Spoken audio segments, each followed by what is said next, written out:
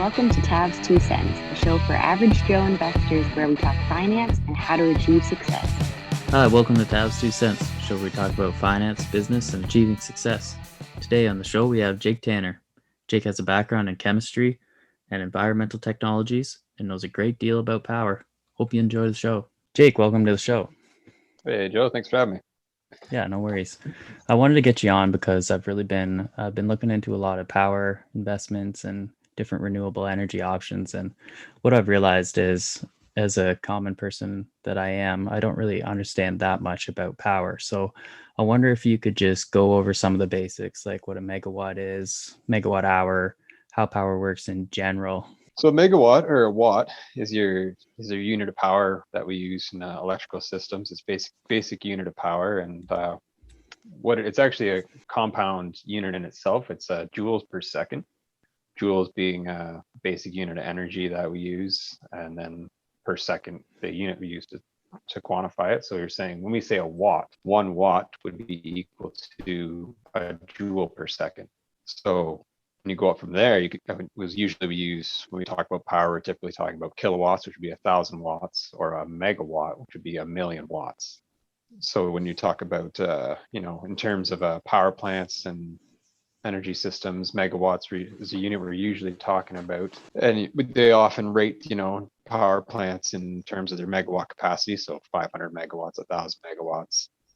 And now megawatt hours is kind of like it's how you quantify how much power we use or how much power we produce. And it's kind of a weird unit. So when we say that power plant's rated for 500 megawatts, so that's saying when that power plant's operating at full power, it's putting out 500 megawatts or 500 million joules per second. Now, if it produces that power for over time, like say if it produced that power for an hour, it will have produced 500 megawatt hours. So, and that's the term we use to sell and buy power, basically. Like it's a way of measuring how much power produced over time.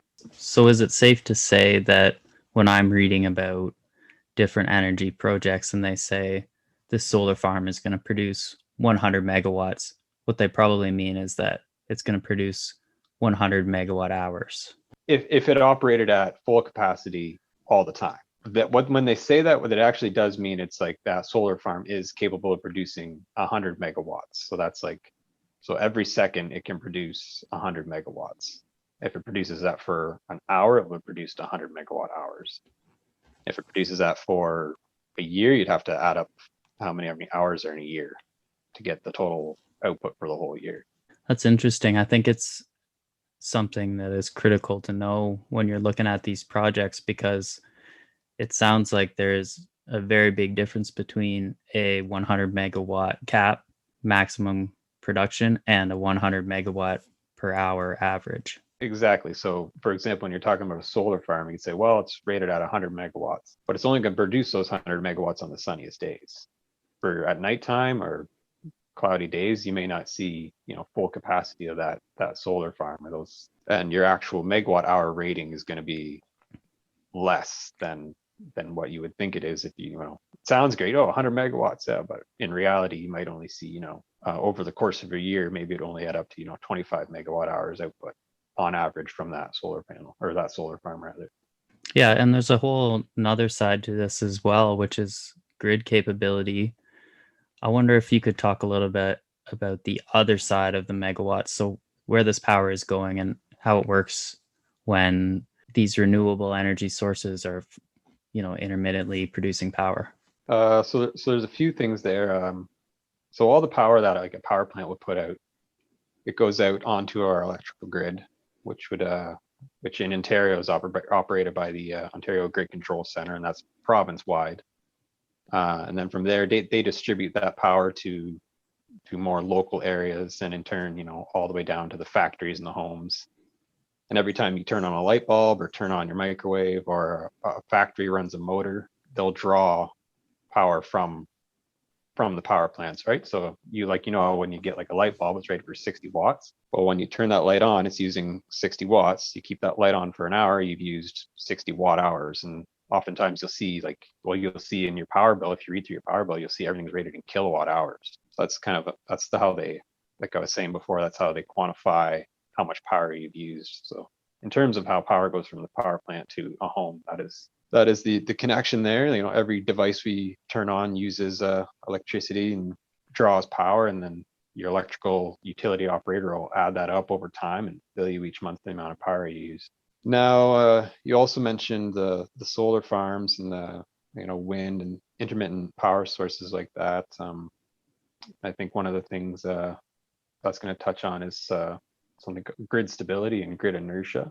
So what that's talking about is traditionally power grids and electrical grids have used big spinning turbines, right? To power the grid, we use these big generators in all the power plants, and they all spin at the same speed. They all spin at the same frequency. Now, solar farms, renewables, they don't have that that same spinning constant frequency. They're on and off. And the issue that a lot of grid operators around the world are starting to run into as we increase the amount of renewables we put onto the grid is they're not as stable. What I mean by that is like when there's upsets on the grid, additionally the big power plants, the big generators they're always spinning at the same speed. They always have that constant motion. They have the ability to compensate for upsets in the grid for a period of time, provide stability, and can keep your grid stable at 60 hertz. And the reason you want that is because power grids, they don't like to operate off speed or off frequency. So like for example, if you lose a few generators or lose a few power plants for some reason, all of a sudden the grid frequency goes up as your other plants try to compensate. But they can only do that for so long before they also have to come off. Generators don't like to run at higher frequencies than they're rated for. A great example of that would be back in 2003 when we had that blackout. I don't know if you remember back to the blackout there that took out half the eastern seaboard of North America. That was all because of a loss of grid stability, right? There was one power plant in the States that tripped offline, caused a grid upset, caused another generator nearby to trip offline, and then it began to cascade, and it took out every power plant on the whole eastern seaboard. So as we increase the amount of renewables on the grid, they don't offer that same stability. So it opens you up to issues, just like I was talking about. You're more susceptible to blackouts, more susceptible to intermittent power issues and the loss of you lose that stability. There are ways around that, and as we put more renewables on the grid, they are finding ways to deal with these issues rather. The one way to do that is to use battery storage and inverters. Inverters are a device that basically take the output from a battery and convert it to the alternating current we use on the grid. And when they do that, they can control the frequency that they put that power onto the grid. So that's one way that solar panels, wind farms that's one method they can use to mimic that stability provided by the big moving generators that we traditionally used in power grids around the world. Yeah, it's interesting to think about. Like when I'm looking through different things that I research, I generally see a lot of guys talking about batteries. I see a lot of guys talking about grid repair and grid upgrades. And, just with a little bit of knowledge that you've told me, I can look at these batteries now and think, oh, this is a 10 megawatt battery. That's a substantial size, really. Yeah, that would be a huge battery. Yes. Yeah. So like with that being said, one of the things I wanted to ask you about was scale and different renewables and what kind of scale they push out. Like when I say I saw a 100 megawatt solar farm, that was the biggest solar farm that I've ever seen an article on. I'm wondering what you've seen like with dams and wind, and like a wind turbine, from what I understand, is about 1 megawatt. Yeah, typically wind turbines, for every wind turbine you'll see somewhere between 1 and maybe even up to 5 megawatts. For solar panels, yeah, 100 megawatts is pretty significant. I know there's some gigantic solar farms in China and India that can put out even more megawatts. How they compare to other energy sources, if you're talking about something like nuclear's for the amount you put into nuclear, you get a ton of energy out for like one nuclear power plant, can put out 1,000 megawatts, 1,200 megawatts, and if you have a few reactors on a site, you can, 5,000, 6,000 megawatts. So obviously a single nuclear site can put out far more power than, any amount of you'd need 6,000 wind turbines to equal one nuclear power plant. So in terms of like scale, yeah, solar and wind, they don't compete in that terms of scale to like traditional power sources. But the benefit of them obviously is they don't put out the same kind of waste either, and don't produce the same kind of emissions. Although they're not perfect either. Yeah, it's certainly debatable because there is, of course, emissions that come from putting together the materials for those types of energy, and some of those solar materials some of the gases that come off from the construction of a solar panel can be, have a really large greenhouse effect. With that being said, I'd like to touch on nuclear a little bit more. I know you have a great knowledge on nuclear, so I wonder if you could just sort of go over the basics in nuclear, sort of fission, fusion, just because I know people probably sometimes understand nuclear, but maybe not exactly what's going on. Yeah, sure. So the fission process, which is the one we use today, involves splitting uranium atoms. The basic process is you take uranium fuel or uranium fuel bundles, and you put them all close enough together and surround them with a moderator or something to slow the reaction to the point where we can sustain it, maintain a reaction. You'll get nuclear fission will start occurring when, what I mean by that is neutrons shoot around a reactor core, and they'll every now and then they'll hit another uranium atom and split that atom apart. And then when that atom splits apart, you both get an energy release, and you'll produce more neutrons, which will then go off and hit another uranium atom and continue that process in a chain reaction. And when you get enough uranium together, you get a significant amount of power released out of that fission of the uranium atom, and we capture that. That can be captured to run a steam turbine. Yeah, there's a lot of heat that comes off a uranium atom splitting. And then fusion, of course, is when you smash two atoms together. Yeah, fusion is the opposite. So whereas when fission, we're splitting very heavy elements to get that release of nuclear energy, fusion is essentially the opposite, where we're fusing very light elements, which also results in release of nuclear energy. And fusion actually produces more energy. The only drawback to fusion, obviously, is it's very hard to do. Basically, we don't.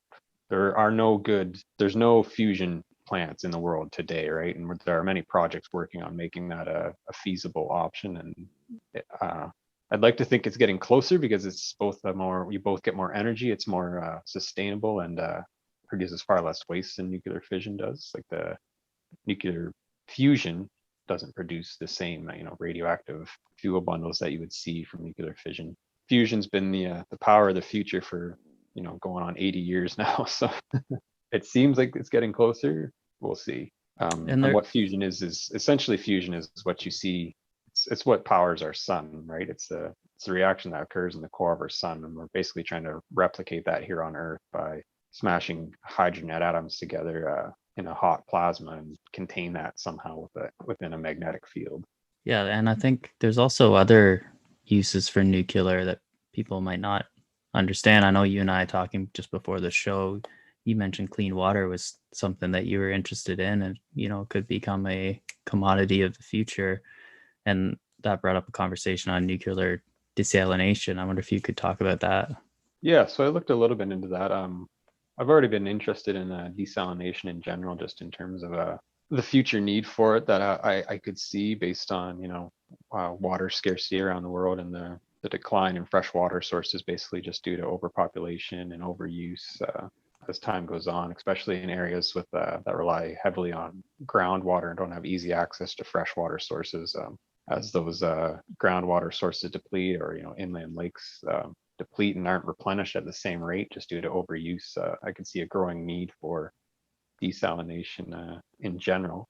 And I know, as far as nuclear desalination goes, that's essentially using a nuclear reactor to produce the energy and the electricity requirements to run a desalination plant, and using those two in tandem to both get fresh water and produce electricity, which is an interesting concept, because desalination in general hasn't had a ton of, it's an energy intensive process. You got to pump a lot of seawater through either reverse osmosis membranes and filters to basically remove that salt, remove those minerals. And coupling out the nuclear power plant would definitely reduce the energy needed and produce energy on the side to complement each other nicely. So that could be, perhaps a use of the SMRs, like small Yeah, modular reactors. that would be a great use for like an SMR. Would be perfectly suited to power a desalination plant. I agree. Yeah, because in Ontario, they just confirmed they were going to build a 300 megawatt SMR. Yeah, I've seen that. It's exciting. They use the Darlington site to build one. Yeah, and that's one of the issues I've kind of thought of that these SMRs might have is where you're gonna put them. Right? There's lots of licensing and lots of siting problems, but one benefit we have here in Ontario is we already have nuclear sites with all the licensing and all the studies, all the environmental studies are already done, so you bypass a lot of that red tape. So that's good to see. Anyway, it's exciting for the province to see how SMRs progress and the uses we might find for them in the future, especially as we try to wean off fossil fuels and reduce our overall emissions. Yeah, for sure. So I think one thing that I want to start doing with the show is just ask at the end a generalized question of what do you think we may see in the next 10 years that maybe wouldn't be something that most people would expect. It can be about power, it can be about climate change, it can be about whatever you want. Yeah, I think we've touched on a couple of those things already. So the one thing I see that a lot of people may not be, as aware of is a coming water shortage, right? Like a coming water scarcity crisis. And we're not going to see that here in Canada, not for a long, long time. Anyway, we've got so much fresh water in Canada. It's, but there's parts of the world that are already in serious trouble, right? And it's already becoming a major issue. Places like there's a number of places in Africa, so like Egypt and South Africa, India, and even China are all starting to face water shortages. So I could definitely see a need for ways to reduce fresh water. And we've already touched on that with like the desalination plants. And as the tie to that, I know there's a growing push, and I think more and more people are starting to get on board with as we see more severe weather effects, more severe, climate problems and flooding, droughts, etc., wildfires. I think we're going to see a continued push, or not a continued push, but push towards nuclear energy and as a solution to reducing our overall emissions, to get us off coal and natural gas and things like that.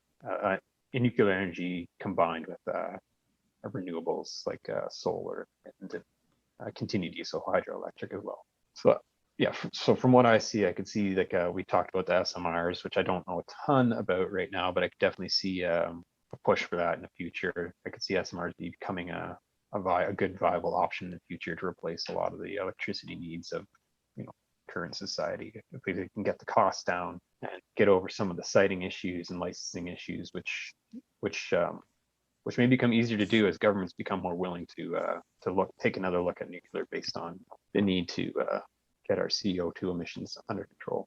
Yeah, for sure. I think what you're getting at there is basically low carbon energy. Yeah, exactly. Yeah, we don't want to be burning fossil fuels if it's going to cause climate change. And I think that's definitely something I could see happening in the future as well. What's interesting to me is, based on your background and knowledge of power, is the way that energy is going to get spread out across the country. Because when I do this show, I look for different places, different trends, things that people could invest in early, such as like battery technology or lithium or graphene or whatever it takes to build these batteries. If you can get into a mine and that commodity becomes high demand in the next 10 years, because you can foresee now that we're going to need more batteries to sustain the grid, then these are the kind of conversations that I like to have. Yeah, I agree. Yeah, as far as the investment opportunities, I think it's definitely there. I think some of these are no secret already. I could see there's growth in those areas for sure. I don't think we're going to get off, oil and coal totally anytime soon. There's always going to be a need for that somewhere for quite some time still. But as time progresses, I think you'll see the shift towards renewables and nuclear accelerate. How much energy do you generally get from a dam? It all depends on the size of the dam. So it really is anywhere from like a small dam, maybe 10, 20 megawatts, to something like Niagara Falls, which can produce tons of power, right? Even in Ontario today, like our grid is divided between mostly nuclear and hydroelectric, with some some natural gas plants and some wind. I think hydroelectric in Ontario still produces around 30 to 40% of the power in the province. Yeah, that's pretty wild. And you mentioned as well, just with us talking before, that hydro dams can actually pump water back up during times of excess power and then let the water flow through during times of low current. Yeah, it's a similar idea to the batteries, right? You're going to use take that power when you don't need it, use it to run some pumps, pump your water back up into your reservoir, and then when there's a high demand in the middle of the day, you can use that water that you've stored essentially to power your dam. Yeah, I think the issue is going to be, what do you do when there's no wind and no sun with all this renewable energy?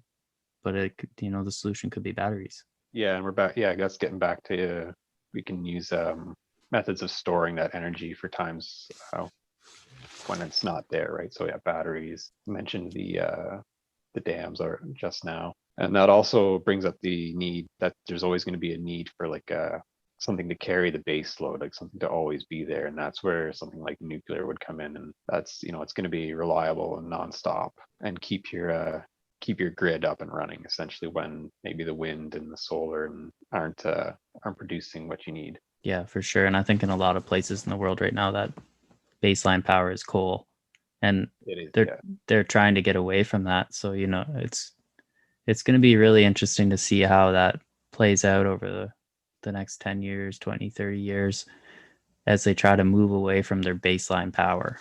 Yeah, I could see that is because it's a lot tougher for a lot of these developing countries to develop and build a shiny new nuclear plant. There's all kinds of issues with that, right? So I don't know how that's going to look with some of these countries. I think it's going to be hard to escape the cheap, easy coal generators in a lot of these places for a long time still, which is unfortunate, but I don't see an easy solution there. It's going to be very difficult. Yeah. I mean, China's they're producing a ton of coal right now. So burning a ton of coal as they industrialize their country. So, I mean, I'm not sure what the solution is, but it's definitely going to be something to keep an eye on for sure. But yeah, with that being said, I think that we covered a lot. Is there anything you want to say? Anything you've been thinking about? No, I think we covered a lot of ground. That's all I got. All right. Well, thanks for coming on. Appreciate it. All right. Thanks for having me, Joe. Yep. Joe is not a financial advisor and may have interest in the stocks discussed on the show, so do not take any information included within this podcast as a recommendation or formal advice. Thank you.